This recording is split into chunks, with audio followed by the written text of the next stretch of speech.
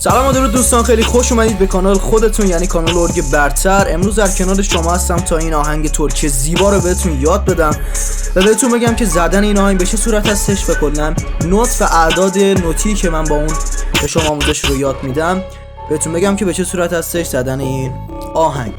بی معطلی بریم برای ادامه ویدیو.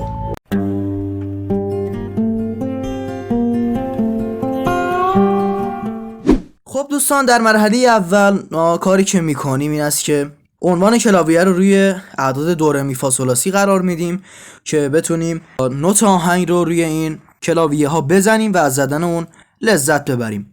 همیشه من گفتم و میگم و خواهم گفت که در مرحله اول ما باید دستگاه آهنگ رو مشخص کنیم، در مرحله دوم ساز و در مرحله سوم ریتم رو مشخص کنیم. خب حالا بریم ببینیم که این آهنگ رو چه دستگاهی هست.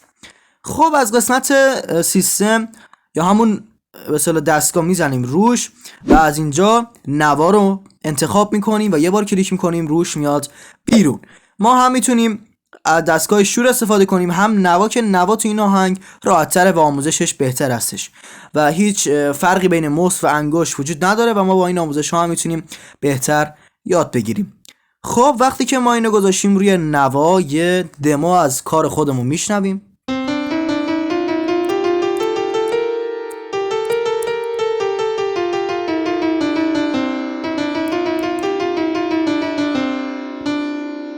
این دموی کار نوا بود.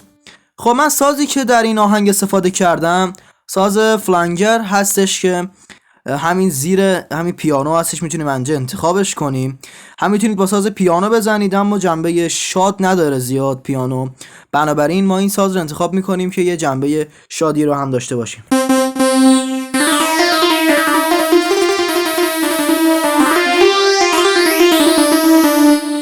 چنانچه که در کیبورد ست سوم هم یه سازی داریم به نام آکوردیون یا همین چیزی و اونو که این هم صداش خوبه. من اینجا پدال یا همون اکو رو قطع کردم که صدای اصلی ساز رو با هم بشنویم.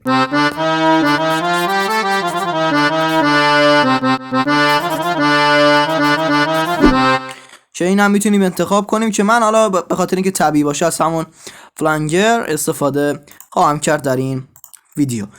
ما میتونیم از اینجا قسمت ست صدای این ساز رو با هم کم و زیاد کنیم، یعنی میتونیم از این قسمت صدای ساز رو کم و زیاد کنیم که این قسمت هستش فلانگر نوشته آپ تو یعنی بالایی دوم و این رو میزنیم روش و اینجا میبینیم که ولوم روی 136 قرار داره که ما بهش دست نمیزنیم و بازگشت رو میزنیم و میایم بیرون.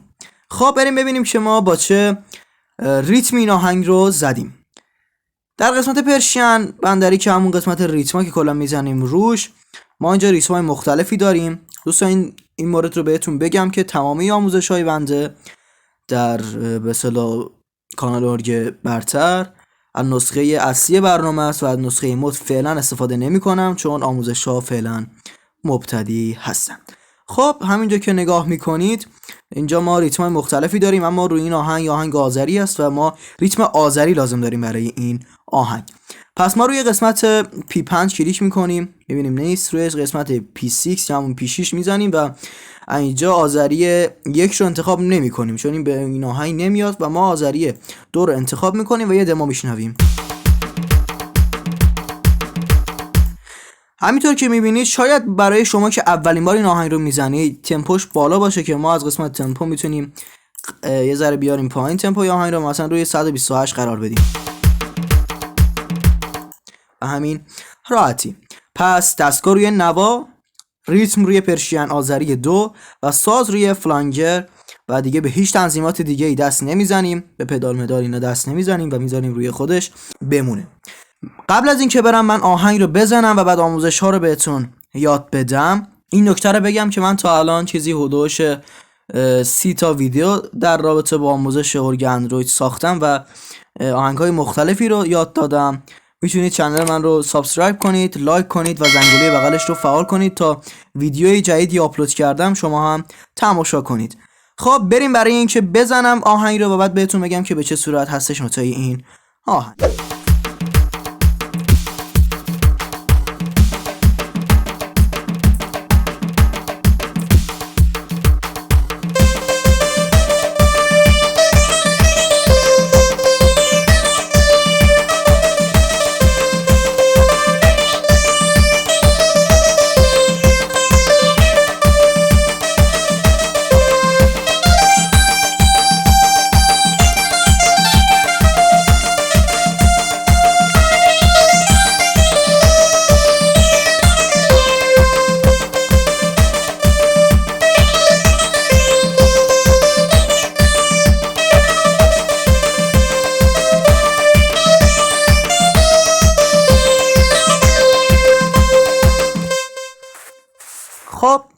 آهنگ رو زدیم به همین راحتی، خیلی مشکلی هم نداشت و اینکه هیچ مشکلی نداشت. حالا بریم ببینیم که نوت و اعداد آهنگ رو چه جایگاهی قرار دارن. نوتای و پهنای باندی این آهنگ از دو تا لا هستش.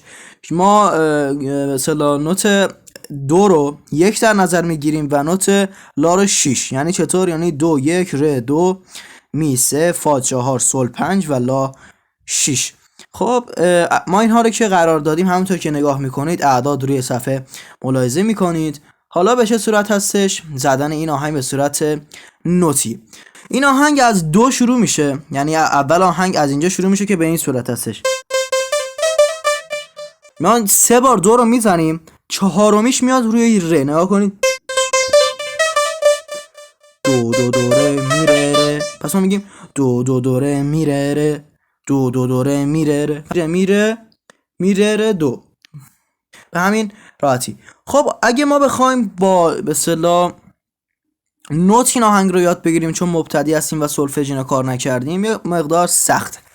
پس ما میایم چیکار میکنیم؟ ما میایم به صورت اعداد یاد میگیریم که الان بهتون میگم به چه صورت هستش. ما دو رو گفتیم 1 در نظر میگیریم دیگه. خب حالا میایم چیکار میکنیم؟ دو رو ما وقتی که 3 بار پشت سر هم زدیم به این صورت، نه اینجوری، نه، ما 3 بار زدیم، 4مین بار دیگه میاد روی عدد 2. 4مین بار میاد روی عدد 2، بعد میره روی عدد 3، دوباره عدد 2 بار زده میشه. نکن به همین راحتی.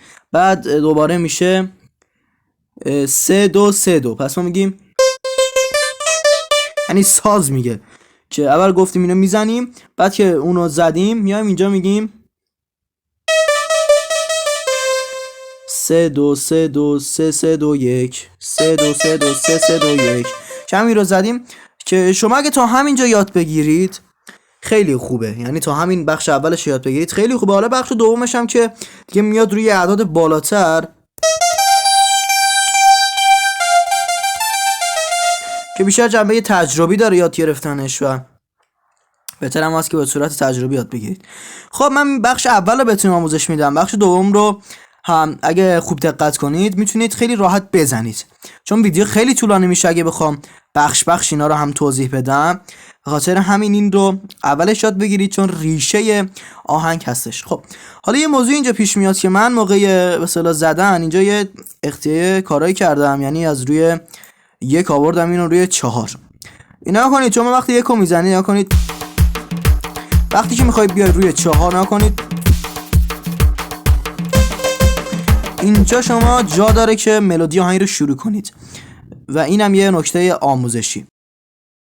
خب دوستان خیلی ممنون که ویدیو رو تا اینجا تماشا کردید. ممنون میشم لایک کنید، سابسکرایب کنید و زنگوله بغلش رو حتما فعال کنید تا هر وقت ویدیوی چیزی آپلود کردم شما هم نگاه کنید. مطمئن باشید این کانال به دردتون میخوره در موقعی که میتونید مثلا تنها هستید آهنگی که دوست دارید رو با گوشیتون بزنید و از تنهایی در بیاد، چه بدونم تفریح کنید، سرگرمی داشته باشید موقعی که بی‌حوصله هستید. خیلی ممنون، شما رو به خدای بزرگ میسپارم. خدا نگهدار.